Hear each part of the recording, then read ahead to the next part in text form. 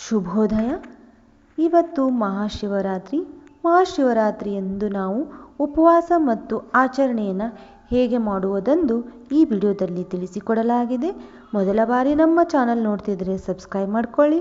ಹಾಗೆ ಶಿವನ ಭಕ್ತರಾಗಿದ್ದರೆ ಓಂ ನಮಃ ಶಿವಾಯ ಅಂತ ಕಮೆಂಟ್ ಮಾಡಿ ವಿಡಿಯೋನ ಕೊನೆ ತನಕ ನೋಡಿ. ಬನ್ನಿ ಶುರು ಮಾಡೋಣ. ಮಹಾಶಿವರಾತ್ರಿಯು ಶಿವಪಾರ್ವತಿಯರ ವಿವಾಹವಾದ ಹಾಗೂ ಶಿವನ ಲಿಂಗರೂಪಿಯಾಗಿ ಪ್ರಕಟವಾದ ಪವಿತ್ರ ರಾತ್ರಿ. ಮಾಘ ಮಾಸದ ಕೃಷ್ಣ ಪಕ್ಷ ಚತುರ್ದಶಿಯಂದು ಆಚರಿಸಲಾಗುವುದು. ಈ ದಿನದಂದು ಉಪವಾಸ ಅಂದರೆ ನಿರ್ಜಲ ಅಥವಾ ಫಲಹಾರ, ಜಾಗರಣೆ ಮತ್ತು 4 ಯಾಮಗಳಲ್ಲಿ ಶಿವಲಿಂಗಕ್ಕೆ ಬಿಲ್ವಪತ್ರೆ ಹಾಗೂ ಪಂಚಾಮೃತ ಅಭಿಷೇಕ ಮಾಡುವುದು ಅತ್ಯಂತ ಫಲಪ್ರದ.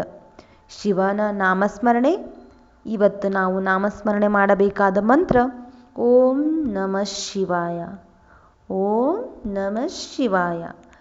ಈ ಮಂತ್ರವನ್ನು ಪಠಣದಿಂದ ಆತ್ಮಶುದ್ಧಿ ಮತ್ತು ಮೋಕ್ಷ ಲಭಿಸುತ್ತದೆ. ಶಿವರಾತ್ರಿ ಆಚರಣೆ ಮತ್ತು ಉಪವಾಸದ ಮುಖ್ಯ ಘಟ್ಟಗಳನ್ನು ತಿಳಿದುಕೊಳ್ಳೋಣ. ಉಪವಾಸದ ನಿಯಮಗಳು. ನಿರ್ಜಲ ಉಪವಾಸ ಅಂದರೆ ನೀರು ಕೂಡ ಸೇವಿಸದೇ ಇರುವುದು. ಇದು ಶಕ್ತಿ ಇದ್ದವರು ಮಾತ್ರ, ಅಂದರೆ ಆರೋಗ್ಯ ಚೆನ್ನಾಗಿದ್ದವರು ಮಾತ್ರ ಈ ಉಪವಾಸವನ್ನು ಮಾಡಬೇಕು. ನಿರ್ಜಲ ಉಪವಾಸ ಅಂತ ಕರೀತಾರೆ ಇದಕ್ಕೆ. ನೀರು ಕೂಡ ಸೇವಿಸದೇ ಇರುವುದಕ್ಕೆ ನಿರ್ಜಲ ಉಪವಾಸ. ಶಕ್ತಿ ಇದ್ದರೂ ನೆನಪಿಟ್ಟುಕೊಳ್ಳಿ, ಶಕ್ತಿ ಇದ್ದವರು ಮಾತ್ರ ಮಾಡಿ. ಇವಾಗ ಫಲಹಾರ ಉಪವಾಸ ಅಂದರೆ ಹಾಲು, ಹಣ್ಣು, ಸಬ್ಬಕ್ಕಿ, ಆಲೂಗಡ್ಡೆ ಅಥವಾ ಡ್ರೈ ಫ್ರೂಟ್ಸ್ ಸೇವಿಸಿ ವ್ರತ ಆಚರಿಸಬಹುದು. ಅಂದರೆ ಫಲಹಾರ ತಗೋಬಹುದು ಉಪವಾಸ.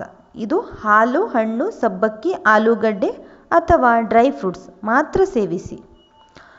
ಏನು ಮಾಡಬಾರ್ದು? ಈರುಳ್ಳಿ, ಬೆಳ್ಳುಳ್ಳಿ, ಮಾಂಸ, ಮದ್ಯ ಹಾಗೂ ಅನ್ನವನ್ನು ಕೂಡ ಸೇವಿಸಬಾರದು. ಇದನ್ನು ಮಾಡಬಾರದು. ಏನೆಲ್ಲ ಅಂದರೆ ಈರುಳ್ಳಿ, ಬೆಳ್ಳುಳ್ಳಿ, ಮಾಂಸ, ಮದ್ಯ ಹಾಗೂ ಅನ್ನವನ್ನು ಸೇವಿಸಬಾರದು. ಇವಾಗ ಪೂಜಾ ವಿಧಾನವನ್ನು ತಿಳಿದುಕೊಳ್ಳೋಣ. ಬೆಳಗ್ಗೆ ಬೇಗ ಎದ್ದು ಸ್ನಾನ ಮಾಡಿ ವ್ರತ ಸಂಕಲ್ಪ ಮಾಡಬೇಕು. ಬೆಳಗ್ಗೆ ಬೇಗ ಎದ್ದು ತಲೆ ಸ್ನಾನ ಮಾಡಿ ವ್ರತ ಸಂಕಲ್ಪ ಮಾಡಬೇಕು. ಶಿವರಾತ್ರಿಯಂದು ರಾತ್ರಿ ಇಡೀ ಎಚ್ಚರವಾಗಿರುವುದು ಅತ್ಯಗತ್ಯ ಅಂತ ಹೇಳ್ಬೋದು. ಮಾಡಲೇಬೇಕು.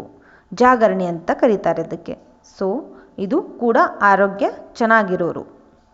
ಶಿವರಾತ್ರಿಯಂದು ರಾತ್ರಿ ಇಡೀ ಎಚ್ಚರವಾಗಿರುವುದು ಅಂದರೆ ಜಾಗರಣೆ ಮಾಡುವುದು. ಶಿವಲಿಂಗಕ್ಕೆ ಹಾಲು, ಮೊಸರು, ಜೇನುತುಪ್ಪು, ಗಂಧ, ಬಿಲ್ವಪತ್ರೆ ಹಾಗೂ ದತ್ತೂರ ಹೂಗಳಿಂದ ಅಭಿಷೇಕ ಮಾಡುವುದು ವಿಶೇಷ. ಇವತ್ತು ಶಿವರಾತ್ರಿ ಶಿವನಿಗೆ ನಾವು ವಿಶೇಷವಾಗಿ ಪೂಜೆ ಮಾಡುವುದೆಂದರೆ ಶಿವಲಿಂಗಕ್ಕೆ ಹಾಲು, ಮೊಸರು, ಜೇನುತುಪ್ಪು, ಗಂಧ, ಬಿಲ್ವಪತ್ರೆ ಹಾಗೂ ದತ್ತೂರ ಹೂಗಳಿಂದ ಅಭಿಷೇಕ ಮಾಡುವುದು ವಿಶೇಷ. ಇವಾಗ ವ್ರತ ಮುರಿಯುವುದು ಹೇಗೆ ಅಂತ ಹೇಳ್ತೀನಿ ನೋಡಿ. ಮಾರನೆಯ ದಿನ ಸೂರ್ಯೋದಯದ ನಂತರ ಸ್ನಾನ ಮಾಡಿ ಪೂಜೆ ಸಲ್ಲಿಸಿ ಸಾತ್ವಿಕ ಆಹಾರದೊಂದಿಗೆ ಉಪವಾಸ ಮುರಿಯಬೇಕು. ಗೊತ್ತಾಯ್ತಲ್ವಾ? ವ್ರತ ಮುರಿಯೋದು ಹೇಗೆ ಅಂದರೆ ಮಾರನೆಯ ದಿನ ಸೂರ್ಯೋದಯದ ನಂತರ ಸ್ನಾನ ಮಾಡಿ ಪೂಜೆ ಸಲ್ಲಿಸಿ ಸಾತ್ವಿಕ ಆಹಾರದೊಂದಿಗೆ ಉಪವಾಸ ಮುರಿಯಬೇಕು. ದಿನಾಲು ನಾವು ಏನು ತಿಂತೀವಿ ನೋಡಿ, ಪೂಜೆ ಆದ ನಂತರ ನಾವು ಅದನ್ನು ಸೇವಿಸಬಹುದು. ಆಚರಣೆಯ ಮಹತ್ವ ಏನು ಅಂತ ತಿಳಿದುಕೊಳ್ಳೋಣ. ಇದು ದೇಹ ಮತ್ತು ಮನಸ್ಸಿನ ಸಮತೋಲನೆ ಹೆಚ್ಚಿಸುತ್ತದೆ. ಶಿವರಾತ್ರಿ ಅಂದ ತಕ್ಷಣ ನಾವು ಉಪವಾಸ ಮಾಡೋದ್ರಿಂದ ನಮ್ಮ ದೇಹದಲ್ಲಿ ಏನೆಲ್ಲ ಬದಲಾವಣೆ ಆಗುತ್ತಂದರೆ ಇದು ದೇಹ ಮತ್ತು ಮನಸ್ಸಿನ ಸಮತೋಲನ ಹೆಚ್ಚಿಸುತ್ತದೆ. ಅಜ್ಞಾನವನ್ನು ನಾಶ ಮಾಡಿ ಜ್ಞಾನದ ಬೆಳಕಿನೆಡೆಗೆ ಕೊಂಡೊಯ್ಯುವ ಆಧ್ಯಾತ್ಮಿಕ ರಾತ್ರಿಯಾಗಿದೆ. ಆ ಜ್ಞಾನವನ್ನು ನಾಶ ಮಾಡುವುದು ಹಾಗೆ ಜ್ಞಾನ ಬೆಳಕಿನ ಕಡೆಗೆ ಕೊಂಡೊಯ್ಯುವ ಆಧ್ಯಾತ್ಮಿಕ ರಾತ್ರಿಯಾಗಿದೆ. ನೆನಪಿಟ್ಟುಕೊಳ್ಳಿ, ಇನ್ನೊಮ್ಮೆ ಹೇಳುತ್ತೇನೆ. ಇದು ದೇಹ ಮನಸ್ಸಿನ ಸಮತೋಲನೆ ಹೆಚ್ಚಿಸುತ್ತದೆ, ಹಾಗೆ ಅಜ್ಞಾನವನ್ನು ನಾಶ ಮಾಡಿ ಜ್ಞಾನದ ಬೆಳಕಿನೆಡೆಗೆ ಕೊಂಡೊಯ್ಯುವ ಆಧ್ಯಾತ್ಮಿಕ ರಾತ್ರಿಯಾಗಿದೆ. ಹಾಗೆ ಅಶಕ್ತರು ಅಥವಾ ಅನಾರೋಗ್ಯ ಪೀಡಿತರು ಸಂಪೂರ್ಣ ಉಪವಾಸ ಮಾಡುವ ಬದಲು 1 ಹೊತ್ತು ಹಣ್ಣು, ಹಾಲು ಸೇವಿಸಿ ಅನುಕಲ್ಪ ವ್ರತ ಮಾಡಬಹುದು. ತಿಳಿದಿಟ್ಟುಕೊಳ್ಳಿ, ಅಶಕ್ತರು ಹಾಗೂ ಅನಾರೋಗ್ಯ ಪೀಡಿತರು ಸಂಪೂರ್ಣ ಉಪವಾಸ ಬದಲು 1 ಹೊತ್ತು ಹಣ್ಣು, ಹಾಲು ಸೇವಿಸಿ.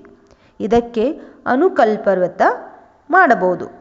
ಇದಕ್ಕೆ ಅನುಕಲ್ಪ ವ್ರತ ಅಂತಲೂ ಕೂಡ ಕರೀತಾರೆ. ಸಂಕ್ಷಿಪ್ತವಾಗಿ ತಿಳಿಸಿಕೊಟ್ಟಿದ್ದೇನಂತ ನಾನು ಅಂದ್ಕೊಂಡಿದ್ದೀನಿ. ತಪ್ಪಾಗಿದ್ದಲ್ಲಿ ಕ್ಷಮೆ ಇರಲಿ. ಓಂ ನಮಃ ಶಿವಾಯ.